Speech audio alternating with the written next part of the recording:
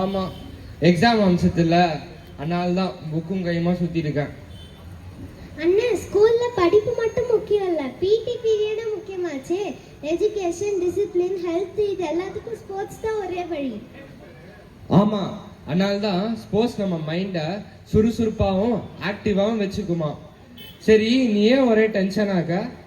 அதுவா, இந்த மாசம் லீவே இல்ல, அதான் ஒரே டென்ஷனா இருக்கேன். ஓ, நான் கூட கேள்விப்பட்டேன் உங்களுக்கு மார்ச் மாசம் எக்ஸாம் இல்லை.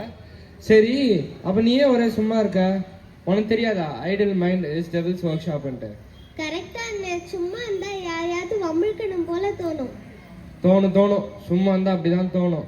நீ என்ன பண்ணு, உன் ஃப்ரெண்ட்ஸோட சேர்ந்து ஏதாவது டீம் ஸ்போர்ட் போய் ஆட. பண்ணா போச்சு.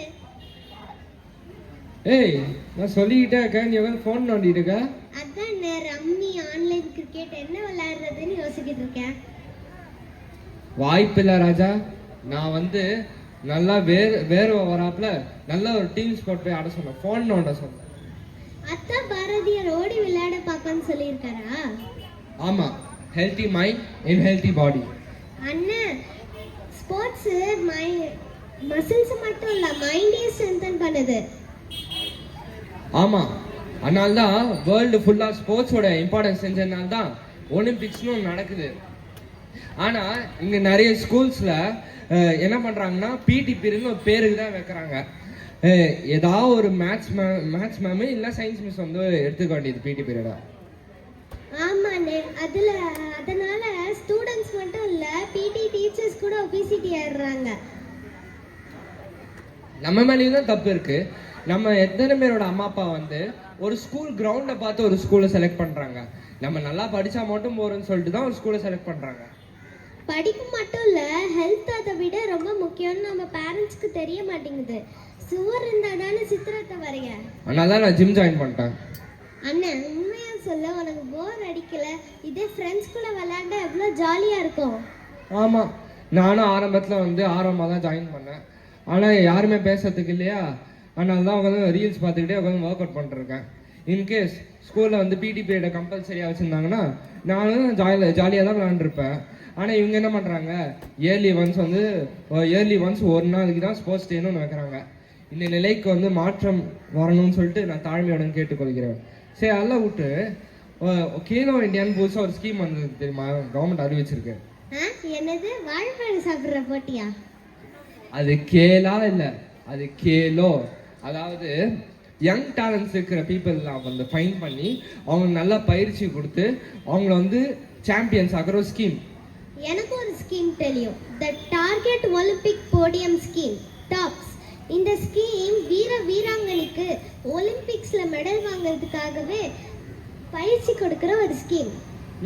பரவாயில்லையே, இந்தியா வந்து ஸ்போர்ட்ஸுக்கு இன்னும் நிறைய இம்பார்ட்டன்ஸ் கொடுக்க ஆரம்பிச்சிட்டு. கிரிக்கெட் தான் ஒரு ஸ்போர்ட்னு வந்து போய் இப்போ பேட்மிண்டன், ஃபுட்பால், செஸ்ன்னு சொல்லிட்டு எல்லா ஸ்போர்ட்ஸுக்கும் மக்கள் வரவேற்பு கொடுக்க ஆரம்பிச்சிட்டாங்க.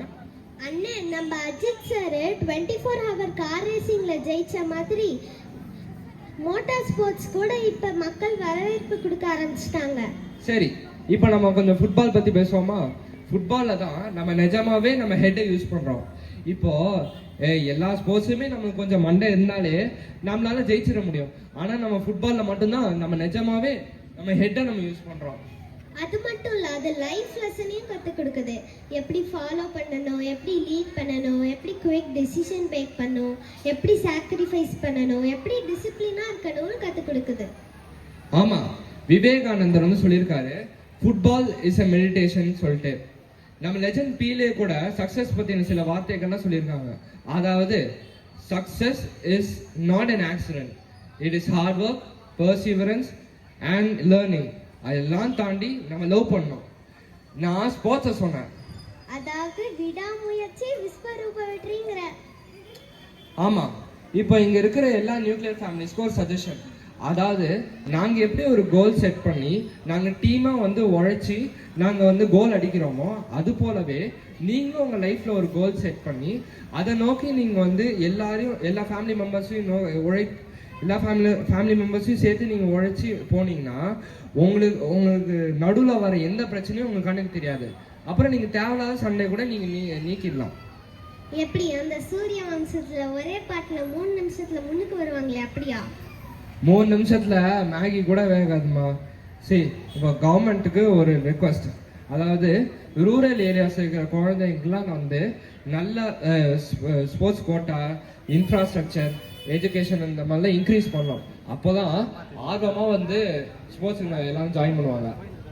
ஆக டேலண்ட்டுக்கு குறைச்சல் இல்லை இந்தியால.